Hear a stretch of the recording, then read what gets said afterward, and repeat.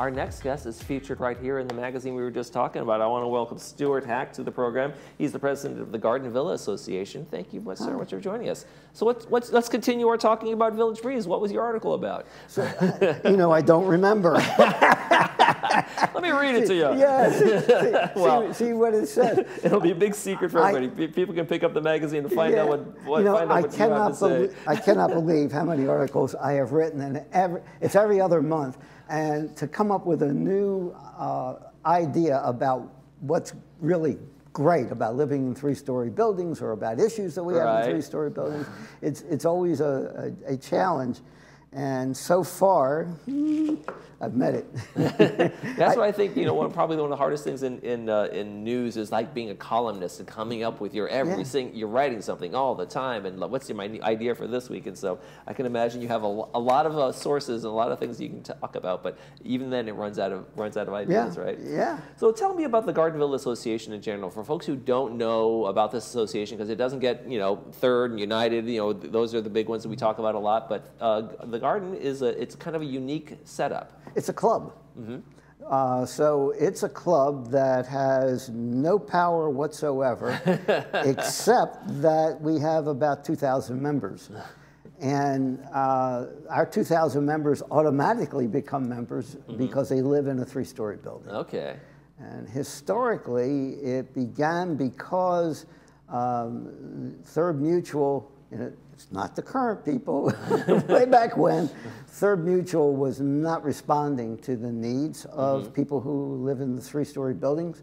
And in particular, and what incentivized setting up the organization is that Third Mutual decided to use money that was supposed to be used only for rec rooms for other purposes. So you have a picture there of there's a video of the three-story unit right there. Yeah, that's a good picture of it. Underneath, which you cannot see from here, there's an underground garage. Okay.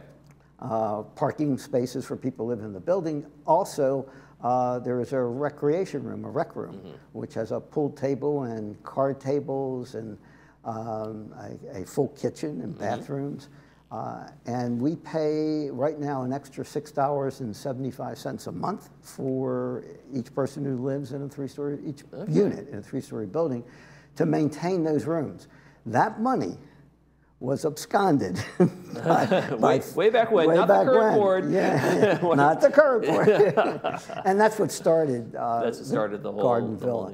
And then somehow the other three-story buildings, which are the LH21s, joined Garden Villa Association, and I've never been able to get the history on that. Also got some interesting stories there. So what are some of the unique challenges in terms of that other associations may not face? I mean, elevators, I would imagine, underground parking, like you said, a lot of shared walls. You have people on all sides of you, kind of thing. So there's some unique things that need attention in the three-story buildings that maybe the ranch-style single-story homes don't have those challenges. So there are two areas of it. One is living together. People who never lived in an apartment house have an adjustment to make. Right. Because you've got neighbors on both sides of you and across from you and up above you and below you.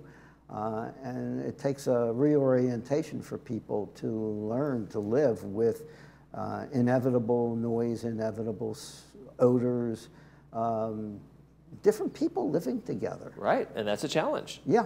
It's kind of dorm life. You did that in college, and now you're back to that kind of thing. It is. It is. One of the biggest issues over time has been smoking. And we have a non-smoking regulation here. But some people think that they're entitled, and it's very uncomfortable for their neighbors. Right. Yeah. And I actually live in kind of close quarters with some of my neighbors a little bit, and we do have some smokers in the neighborhood. And every once in a while, it's like, somebody's smoking. You have that thing, and it's coming into wafting your house, and you don't want to close your windows because you don't want to run the AC or those kinds of things. So it can definitely be a challenge. Yes. Well, it also seeps through the walls here. Yeah. Yeah. So ultimately, when compliance gets involved, the offending unit has to be completely redone. They have to scrape the walls, and in order to start over again from fresh. That's how intrusive it becomes. Wow. So how does the association operate in general? How are you different from the other boards, or how are you the same? Well, we're not a board. Well, yeah. Right. Your club. But that's your okay. Club. No. You brought it up right, because it's hard to pigeonhole us, unless, and that's why I wanted to come on and talk. So we are a club, and we represent the interests of the people who live in three-story buildings, and it's all voluntary. When they triple my pay, it's still zero. Each building elects a building captain, and that's a voluntary position. Many buildings, there's a building captain for each floor, or there are co-building captains, because they want to share the responsibilities. The building captains, in turn, elect a regional rep, and we have 10 regions. And the regional rep, in turn, is the sole members of our board of directors, and the regional reps elect the officers. So that's how it starts from the bottom and goes up. For communication purposes and for representation purposes, it starts at the top and goes down. So for instance, you'll see me at every third mutual board meeting. Well, that's what I was going to ask. How do you represent concerns, needs, wants to third? Because they're going overseeing, and they're the ones helping you guys out in terms of where the fees go. Well, it again starts at the top. It's what I hear from people who live in three-story buildings. It's what's brought up at our board meetings. It's what's brought up at the open forum we have every other month, which is a general membership meeting. While I was sitting outside there, I'm checking my email, and a day doesn't go by without a question about this particular email. Is a person who's a hoarder in a building. And there's concern among all the people in the building that it's a fire hazard, and it's also a pest hazard. So that's where the issues begin. And sometimes we just have to feather through it to see whether this is a one-off issue or whether this is an issue that's common to everybody.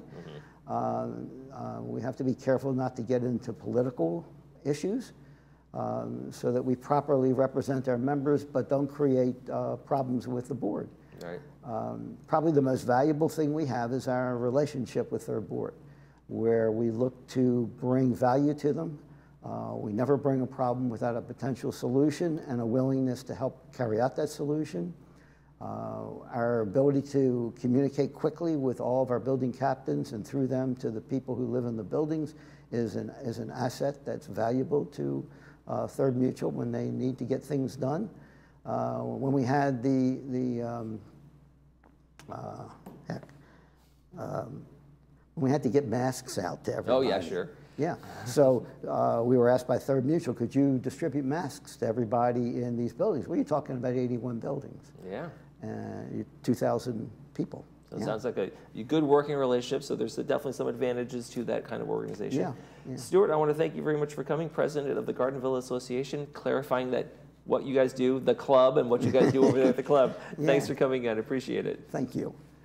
You're watching This Day. When we come back, we'll preview the weekend movies. Stay with us.